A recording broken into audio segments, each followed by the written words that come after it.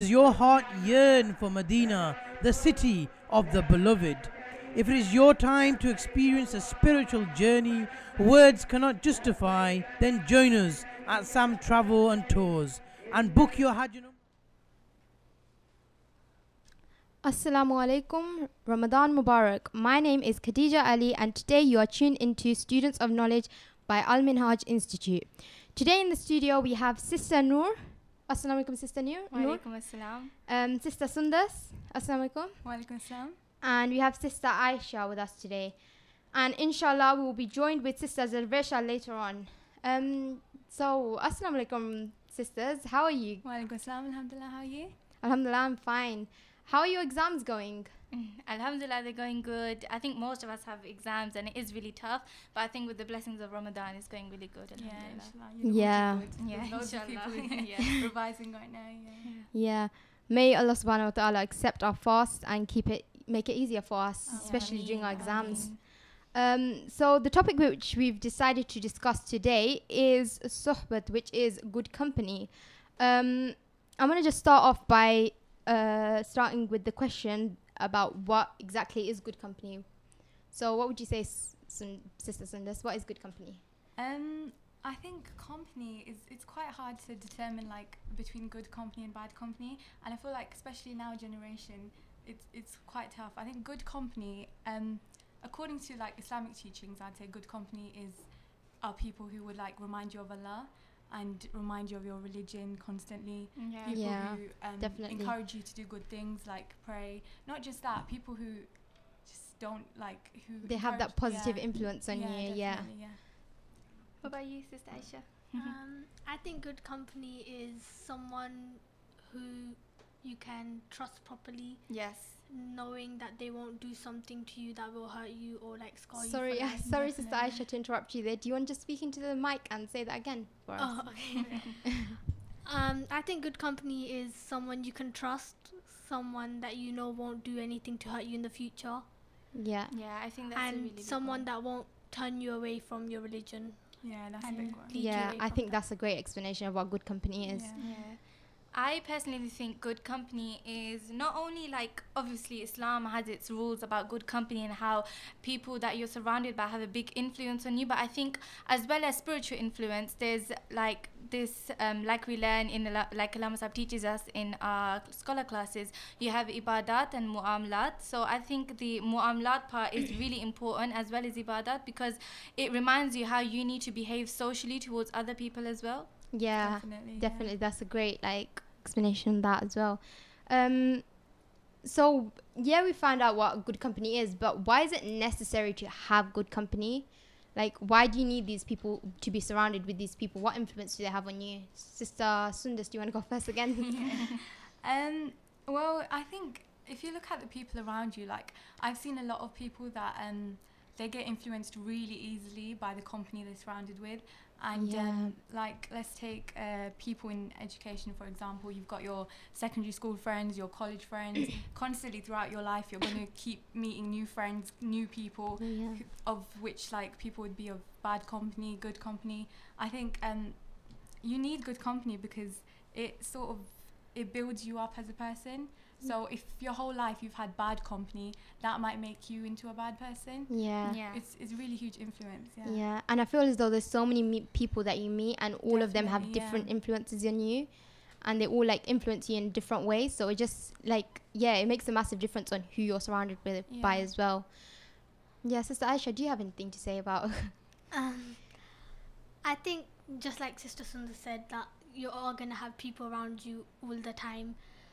And if they're not good, it's obviously going to come off on you and you're going to get impacted by that. And if they're doing something bad, you're going to feel left out and you're going to want to be with them, which is going to make you do what they're doing, even though it's bad. But because you're going to feel left out because everyone is doing it, you're going to want to do it as well. And if you have bad company, then it's going to happen very often and you're going to start steering away from your religion. So if you have good company, that's not really going to happen because they're obviously going to be doing good things, and you can join in with them without getting guna and not turning away from your religion.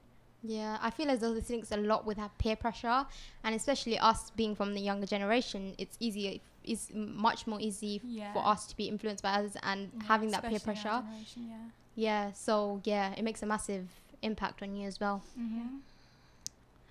Okay. Yeah. This is a question that I feel as though we don't really discuss normally, but people do think about it, and it's that, is good company boring? So what do you have to say about that, Sister Noor? I would say not. Okay, I don't personally believe this, but I have experienced this. So when you're surrounded by good company, and in Islam terms, good company is obviously, well, you could say religious people, but Yes. would you want to take the call Sorry, first? Sister, I think we have a call there. I'll just take that. Assalamu alaikum. What's your name and where are you speaking from? My name is Aisha and I'm calling from London. Sorry, I haven't even put the headphones on. Hello, sorry, could you repeat that, please? My name is Aisha and I'm calling from London. Aisha, could you hello? just wait a minute? I don't think our headphones are working. Yeah. Our headphones on. I can hear you guys. Can you guys hear me? Sorry about that.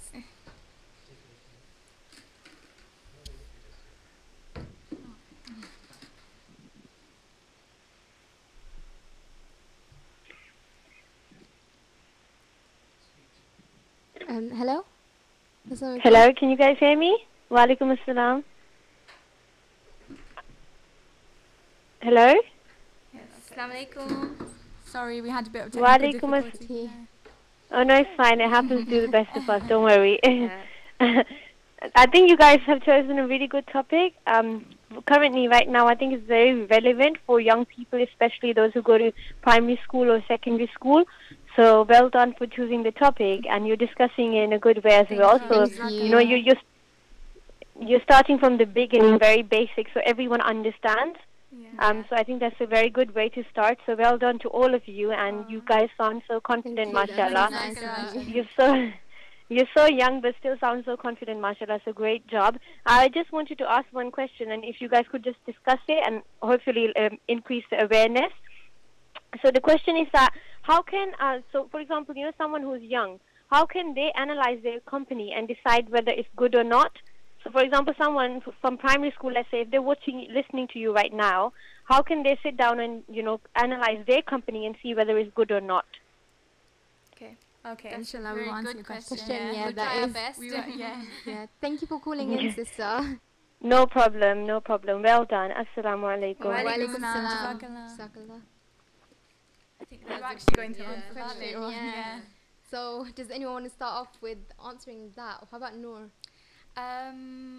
The question was, how can like children of a younger age analyze their Yeah. good company? I think obviously when you're of a younger age, you don't have that much understanding about deen, so obviously you can't relate your company to deen, but you can relate it to obviously your contact with the people around you, so your relationship with your elders. And basically I personally would think that if our company, so if I was a child and I was surrounded by people, I think they would help me. So for example, listening to my elders,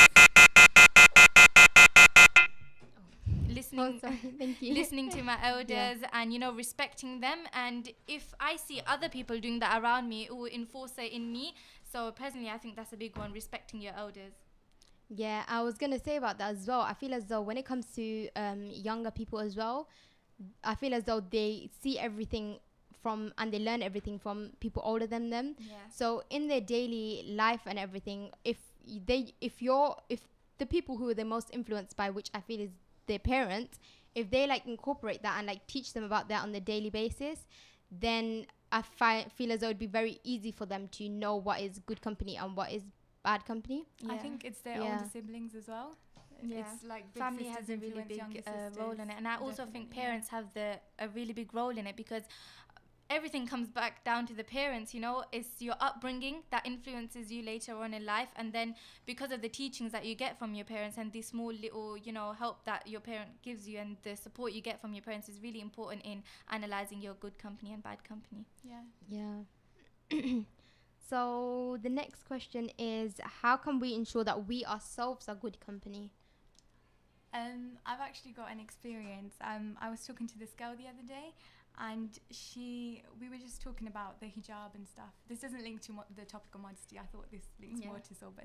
But I was talking to her, and she was saying, and we were talking about wearing the hijab, and she asked me if I wore it permanently, and I said, yeah, I wore it permanently. And I asked her the same, do you? And she said, no, she wears it temporarily. And I just asked her why, because human nature. nature. You have to. She said she's got this friend, and her friend doesn't wear the hijab, but she wears the her friend doesn't wear the hijab, and she goes, I feel like that's a bit of an influence on me. She said that. Yeah. And I was like, instead of your friend influencing you, why don't you influence your friend? Yeah. Why don't you wear your hijab and, you know, teach her about Islam, maybe more, tell her the benefits of hijab, you know, be good company for her, and maybe she one day might influence and, you know, wear it, and that way you could start wearing it permanently too. Yeah, I think that was a great point. Like, instead of having bad company influencing you, why don't you influence the bad company to become good company? Yeah, it's really important to be a good company yourself. Yeah. And I think, definitely. Yeah. What about you, Sister Aisha? I don't really know that much about This topic. Yeah. Not that much, but I think she's right about you should influence the other people rather than them influencing you, because it just shows that you're the weaker person. So you should be strong, stand up, show them that, you know, you can be strong, and show them what you know, and show them how to be nice people, and how, you know, maybe they're like that because there's something wrong in their family or something, and you could be there for them, help sister, them out. I think we're getting a call. Should we take that? Yes, we should.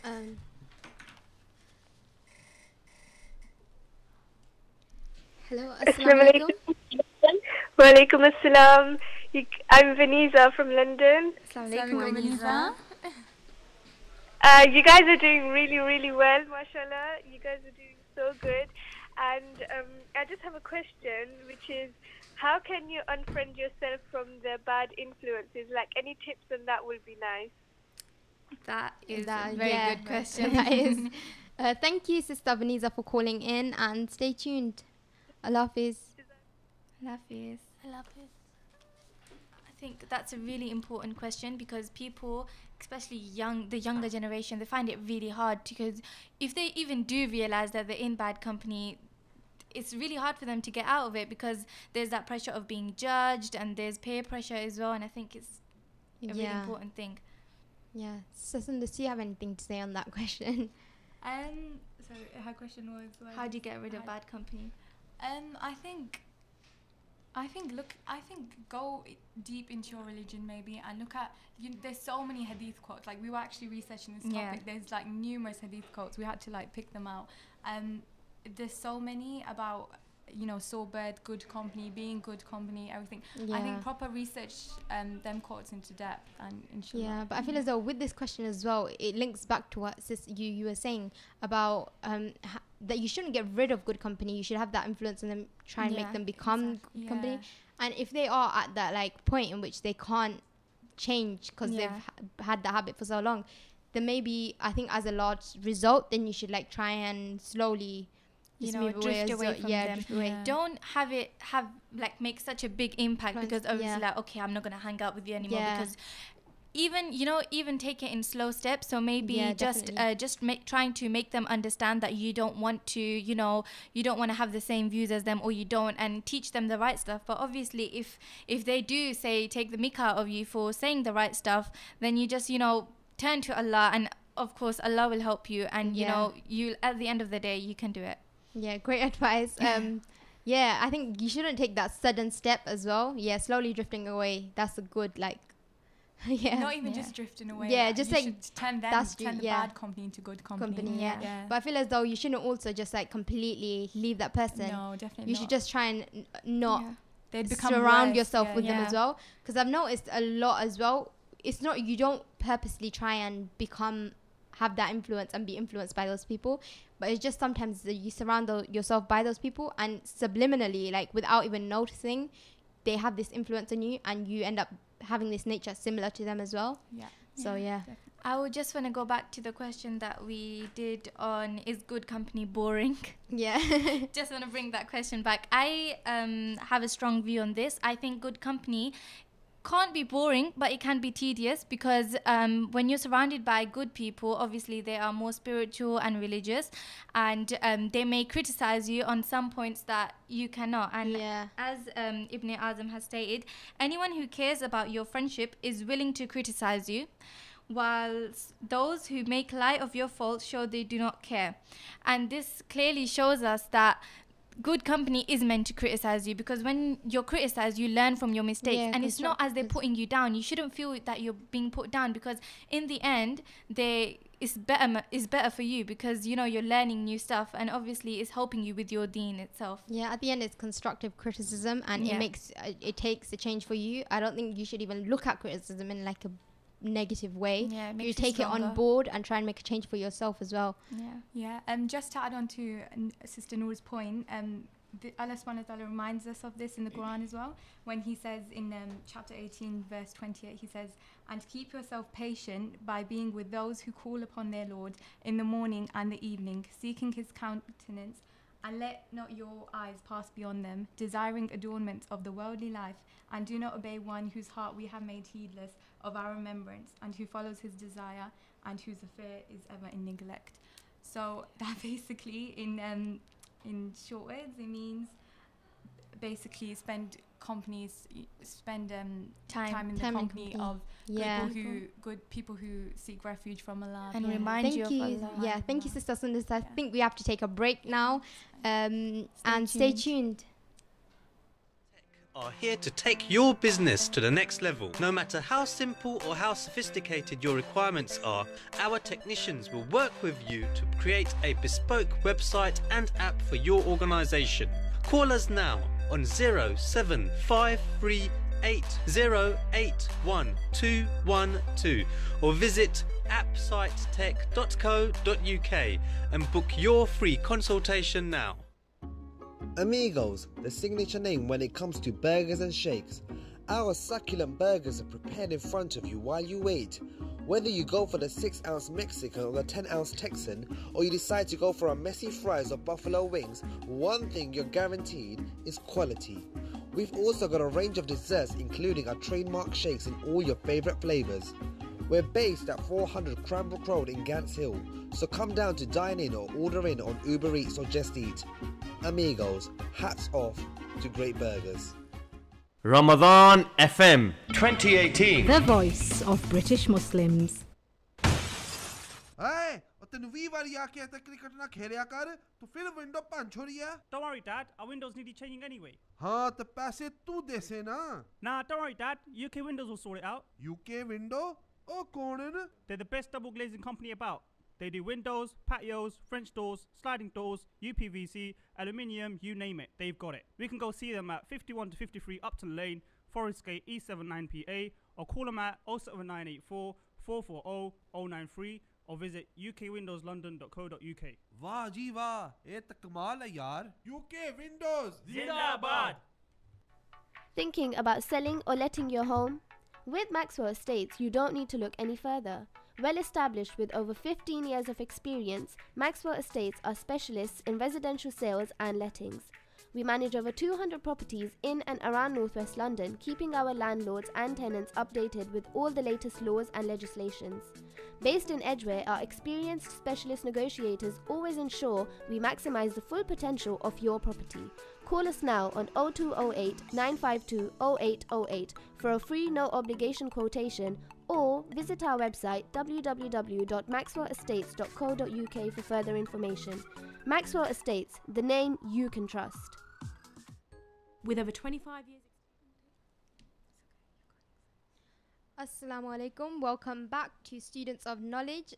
We are welcomed in the studio by Sister Zaresha. Assalamu alaikum, Sister Zaresha. Wa alaikum assalam. I'm very sorry for being late, guys. I had an exam, so the circumstance was out of my control. How was your exam? It went really well. That's good. And the good thing is that all my exams are done now, so that's nice.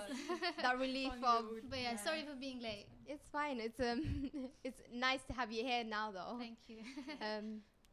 Okay. Should we just get right into the next question, which is, what are the impacts of bad company? Do you want to start us off, Sister Zaresha? Yeah, you're putting me on the spot.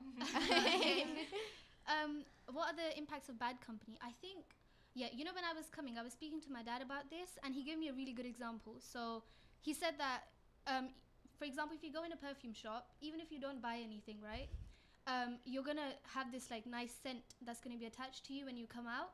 And however, in direct contrast to that, if you go to like a factory or somewhere similar where, you know, there's metal work or something like that, even if you're not working there, you've just visited it, somehow maybe there will be a dirt on your cloth or something like that. So even though you haven't worked there, it's still there, and you can apply that, you know, in real life to good company and bad company as well. If you're with good people, even if you're not, you know, you're not totally surrounded by them 24/7, and you just know them and you just have this, you know, basic relationship with them, they will have a positive impact on your life somehow. Whereas if it's bad people, even if you don't, you know, personally know them, even if you've had like 1 or 2 conversations, there will be something that they leave in your character which will, you know, make you so flawed. So I think, that's the, to answer your question, that's the negative impact, because I think they're very quick at changing your character. So definitely, I think that was hadith I was going to talk about the mosque seller and about blacksmith. So it's exactly the same thing, but the Prophet Muhammad sallallahu alaihi wasallam talked about how a mosque seller, like someone who sells oud and like perfumes and attar and stuff, how they have the exact same influence as a perfume seller, and the same with the blacksmith. They have the same. And it's also, I think, linking in with that as well, it's not just how they have an influence on you, but after you have that, they influence that on you. Like sitting with someone who smells nice, that scent also goes on to you as well. And then you carry that exact same impact that the other person has had on you. So it's just like this link. So if you surround yourself with good company, you're going to be the good company for other people as well, because the good company is going to have that influence on you as well. So it's the radiance that's of the it. good company. Metaphorically. Metaphorically. Does anyone else have anything to say about that question? I think the impacts of bad company, the impacts of bad company, I feel like once you're in bad company, the impacts of bad company, they literally, like, your whole life you'll probably be stuck in it, you'd probably not be able to get out of it. That's the biggest impact. It just impacts the rest of your life, I think.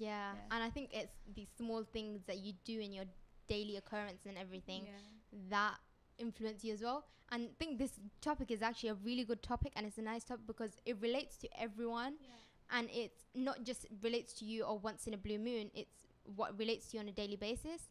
Like, you're surrounded with people all the time, 24/7, no matter where you are, and just being able to like identify, who's good company, who's bad company, or how can I change this person, or how does this person have an influence on me. I think that's a really good point, because you can never you can never you can't, you know. Sorry, you're talking to the mic.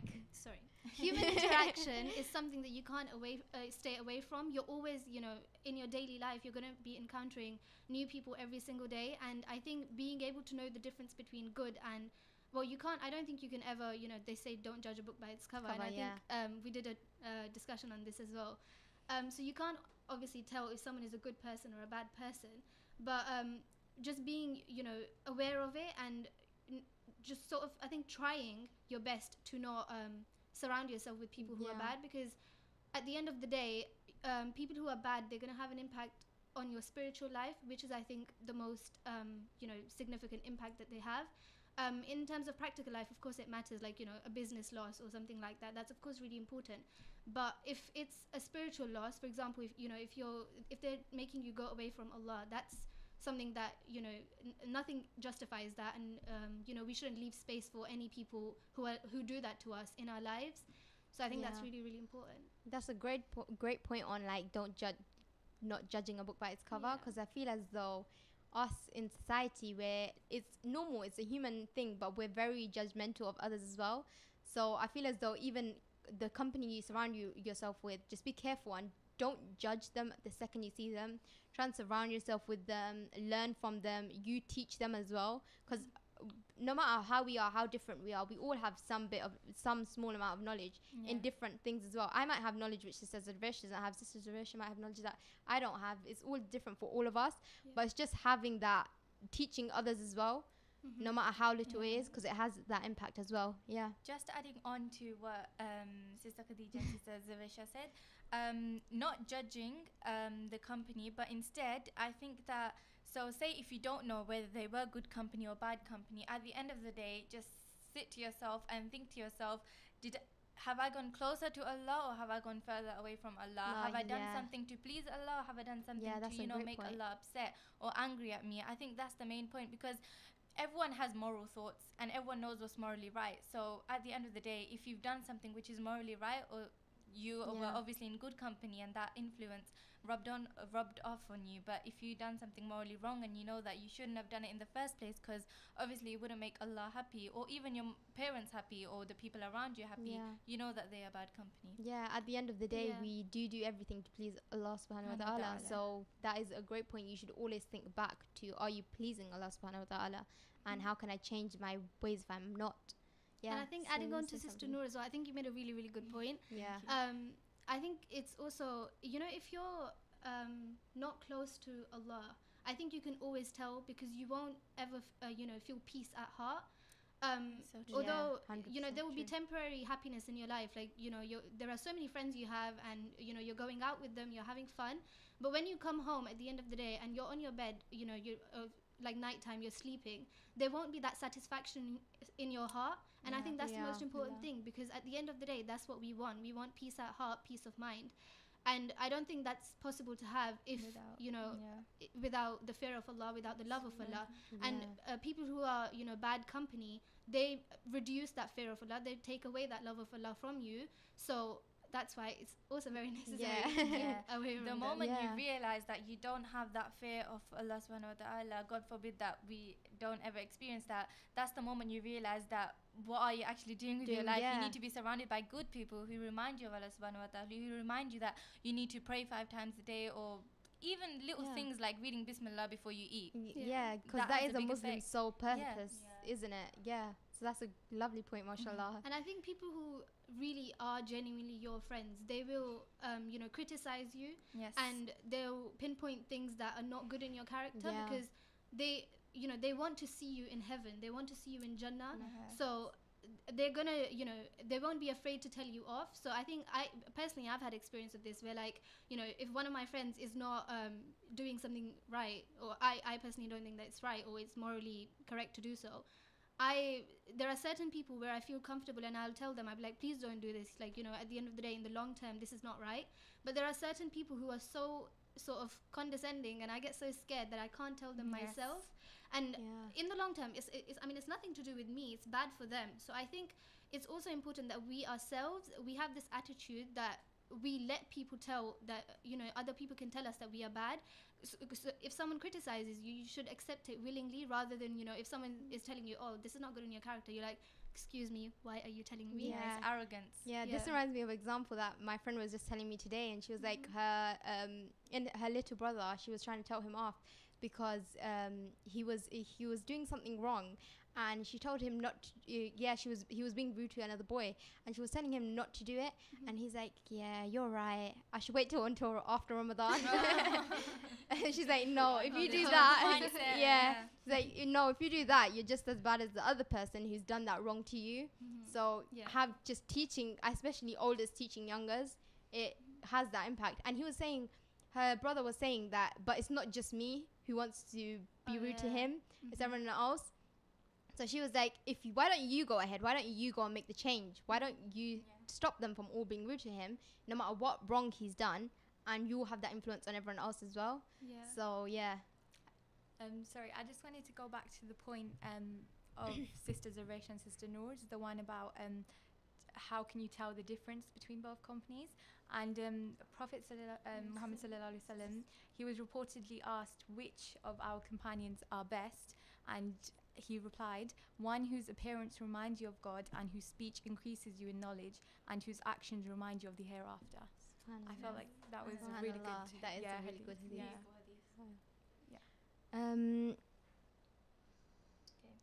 The next question is, once we are in bad company, how can we return? I feel as though we touched upon this, but I think we need to elaborate in it. What do you think, Sister Noor? Put you on the spot. Putting me on the spot. I already did give my opinion, but I'll just repeat it again because I feel like a lot of the questions are interlinked, aren't they? Yeah, they are. They I was going, like I said before, I don't think you should have such a massive impact on the bad company, like saying I don't want to hang out with you anymore, or I don't think you should personally point out their flaws, because that obviously just makes you look bad as a person, showing that you're not being good company for them by, but however, constructive criticism is important. The way you criticize someone is really important. If you hurt their character, that person's confidence will go low and they won't even, accept that constructive criticism anymore. Like Baji Zaresha was saying, it just, makes them feel really down about themselves, so they won't. And I think that you should slowly drift away from the bad company, and instead of drifting away, the first option that you should have is that try to be a good influence of them, teach them the knowledge of Islam. And you never know when a person can change. You never know the time where Allah may forgive someone. It's really important to be a good influence for other people.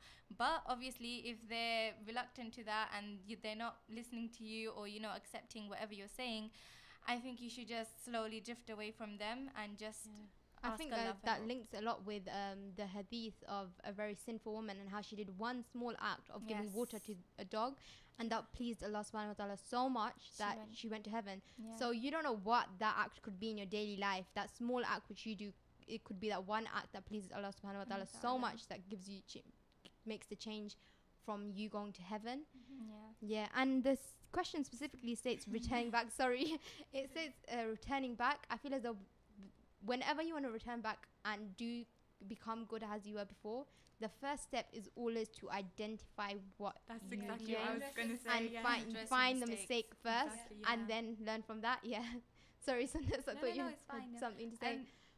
Certain people don't know they're in bad company, and the first step of coming out of bad company, you need to know that you're in bad company. A lot of people just easily influence. They don't know they're in bad company. So I think first you need to see your surroundings, identify your bad company, and then try to get out.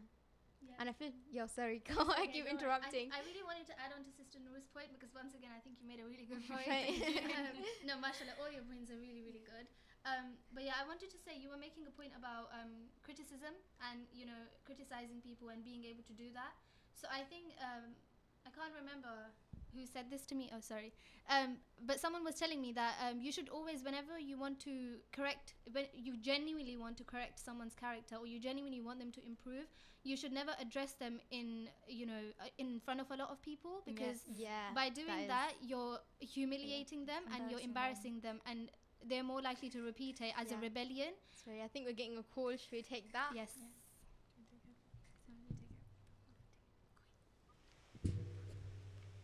Assalamu alaikum. Hello. What's your name and where are you calling from? Wa alaikum assalam. It's Sister Aisha once again. I just wanted to say Wa alaikum assalam. I see Sister Zaresha has joined you guys as well. I just wanted to say, Aisha, I see her on the panel. She's the youngest, so it would be nice to hear her views as well. So if she could be part of the discussion and answer a bit more, that would be nice, Aisha. Sorry, Sister Aisha. Thank you for picking that out. I didn't even notice. Wow. All right, that would be nice. Thank you. That's so nice of you to call in. Thank you for your call. Thank you. Stay tuned. It's okay. Assalamu alaikum. Wa alaikum salam. I think Sister Aisha has fans. Yes. There has been a request for you to make your voice heard. And I think it is important because she is the youngest here, younger generation. I think we can always learn something from someone. I was speaking to someone yesterday. Actually, I was speaking to someone yesterday, and they were telling me that you can. Mashallah, he's very educated, the person I was speaking to, and he has a lot of knowledge. And he was saying that he still learns something from everyone.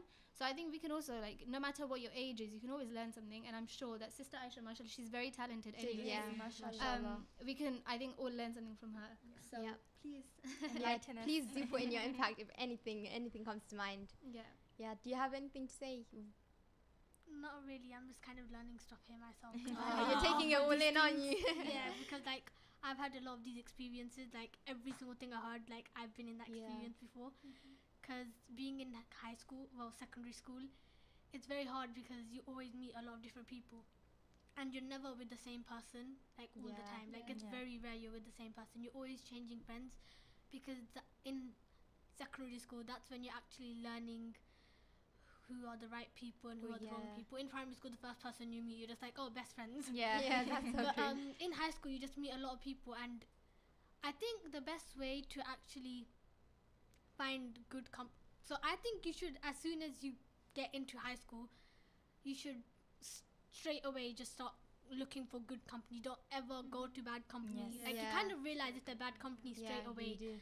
And the way you should know who's good company is listen to your parents. Your parents always know what's right all the time. Even though we don't admit it. You should listen to your older sisters like Zilvisha because they help you out a lot. And because they've had experiences too, so they're right. So you always should turn to someone who you know and trust, and ask them for advice, and then go look for the right person. But if you do come across a bad person, never turn them away straight away. Like, don't just say, go away, I don't want to hang out with you anymore. Again, try and make them be nice, and turn them to a nice religion. Show them what you know. Invite them over, show them what you like, show them your personality, show them how they should be.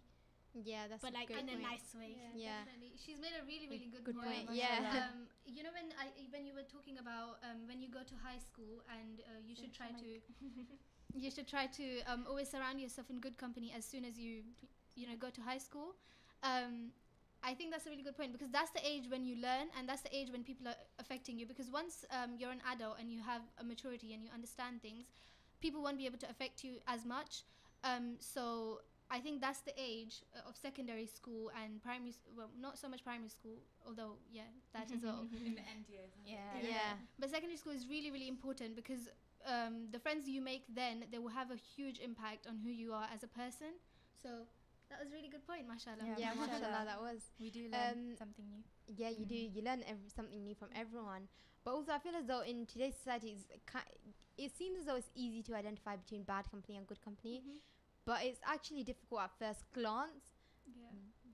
That links with not judging a book by its cover and giving everyone a chance at the beginning. And you should, even if you see someone as bad company, still give them a chance, because you don't know if someone's given rumors and they're wrong or right, or I think you need to understand the experiences that person's been in, because not everyone has the same background, not everyone has the same story, been through the same things, and maybe they don't know they're bad company for somebody else, or they're good company. You really you need to talk to them, tell them the difference. Tell them. I think every single decision that everyone makes is like a footstep because of their past experiences and everything that's happened to them in the past. So everything happens for a reason for someone as well. That's a great point. Like, you shouldn't see the act, you should see the reason behind it as well. How come I feel as though that question links in with how we can stay away from bad company as well. This is a question I don't think we've actually explained fully. However, it will be the last question, and it's what are the advantages of staying in good company? Because there's so many advantages of staying with good company. I think so you can start off. I think the first and foremost advantage of staying with good company is that it brings you closer to Allah, and it brings you closer to your religion. If you're good company, you literally you could impact a lot of lives. You could make their lives better, you could make them better Muslims, you gain rewards by everything they do that's good. I think that one way you can tell that you are good company for people is that people want to hang around with you more.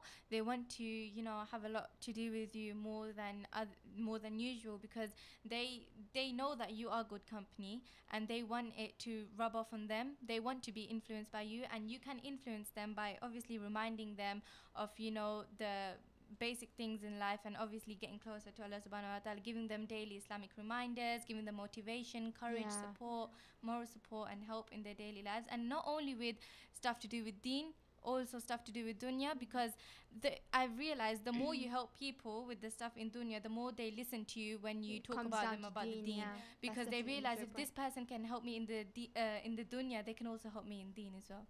And it also linking with that as well, the advantages of helping someone in this dunya will help you in your deen as well, because our deen teaches us, like, everything about our deen is basically about teaching us, teaching others. Also when it comes down to dawah and stuff, it doesn't mean necessarily go like talk someone, it could be like come to Islam, but just having these small impacts on someone would want them. And it is the name of Islam that when people, we especially us as sisters, we wear the hijab, and everything act that we do, it relates automatically to Islam, because we're identified as Muslims because it's easy to see due to the hijab that we wear. So having these small little good acts makes this bigger picture. I feel like Alama Sab reminds us a lot about this as well. Whenever you talk about deen, link it back to dunya. And that's the only way people would, be interested. I wanted to kind of go to the opposite side of this point on a good impact on when you meet bad company. Which is that that's actually a good point. Which is that you in the future you'll know how to find good company and where you went wrong. Because like most people, when they find bad company, they just think, oh, my life is ruined, how could I be so dumb, how could I not realize? Because then that's kind of, it's very hard to get out of that situation of the bad company, because they sort of have you locked down. So I think a good impact is that you just know in the future. You learn from your mistakes. You learn from your mistakes, because like you can't always learn from other people telling you, oh, that this is not good company, this is not good company. You need to like sort of experience it yourself, and then you'll realize where you went wrong and what you need to do more in the future and how to do everything right. And it's good to have good and bad experiences, because then in the future it helps you out a lot, because you'll know where you went wrong. And it's better to do at a young age than growing up. That's such a great point. Mashallah, she's so young, but she sounds like she has so much. It's good to see our young sisters with this mentality. Mashallah. But I feel as though when it comes down to mistakes as well, they have this very bad connotation and stigma attached to them. Mistakes are everything which we learn from, and us being humans are what it's natural to make mistakes. We do it on a daily basis. I'm so sorry, sisters, I feel as though we've run out of time. It was nice having you, and thank you. It was a pleasure. Thank you. And stay tuned. Assalamu alaikum.